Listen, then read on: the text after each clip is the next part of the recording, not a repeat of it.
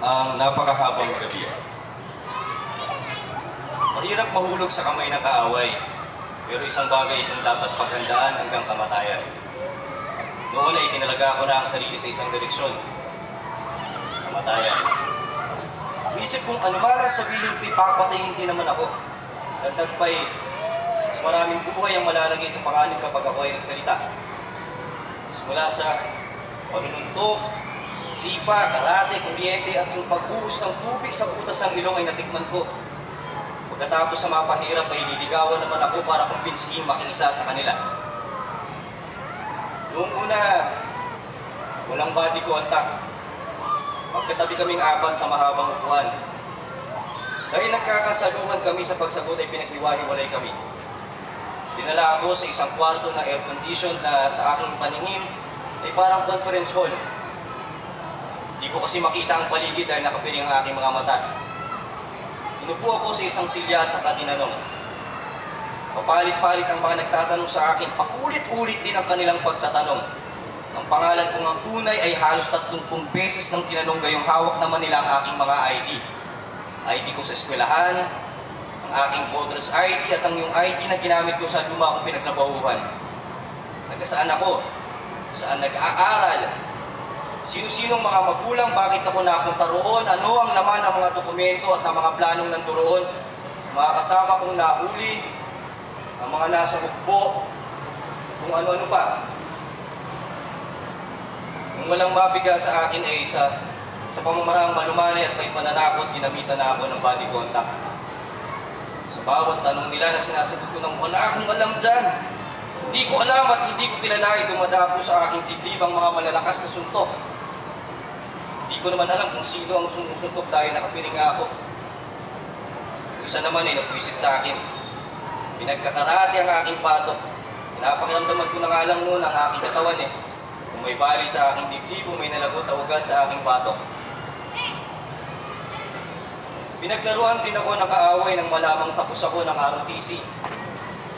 Nandiyan pinaispot ako sa isang silya na halos mga daliri ko na lang ang nakatapak. Nagpatihulog naman ako dahil mahirap. Pinaispot ako sa semento at nilagyan ng makakapal na libro ang aking ulo at mga braso na nilagyan ko naman. Sa mga torture na nabanggit, talagang ginamit ko na ang lahat ng nalalaman ko sa pag-arte, dahil lalo kang pahihirapan kapag ipinakita mo kaya mong dibdibin.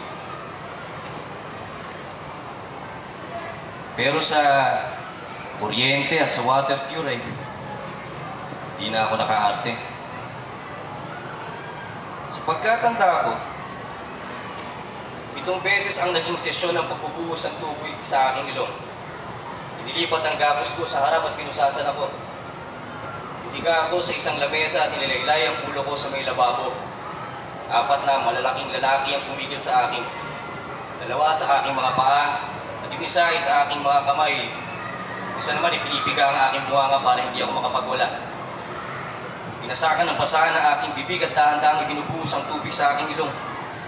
Pakiramdam ko'y nilulunod ako.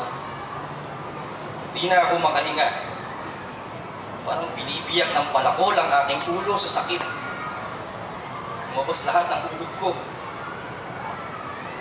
Sa mga pagkakataong ganun, ibubuhos pala ang huli mong lakas kaya nakakapiglas ako kahit na 4 ang pumipigil sa akin.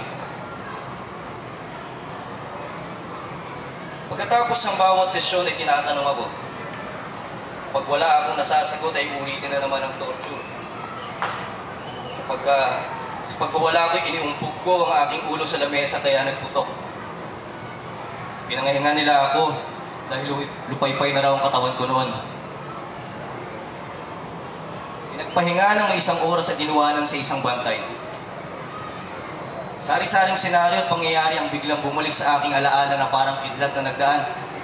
Naalala ko ang aking kamusmusan, aking mga magulang, ang aking paglaki, pag-aaral ko sa mataas na paaralan, kolehiyo, pagkarekruta sa kilusan, mga kaibigan, kamag-anak, at doon na nga ay naroon ako at hawak ng kaaway. Makalipas ang may 1 oras ay nagbalik ang nag-i-interrogate sa akin. Inilipat ako ng pwesto at hinubad ang aking sapatos at medyas. Binasa ng tubig ang aking mga paa pati ang sementong tinutuntungan ko. Umupo ako sa isang silya at ipinosa sa magkabilang braso ng silya ang aking mga kamay. Tinutukan ng kuryente ang aking mga kamay. Pagdaloy ng kultay sa aking katawan ay daig ko pa ang isang isdang kinukuryente. Nanigas ako. Pagkatapos ay sa aking mga paa naman tinutok ang kuryente.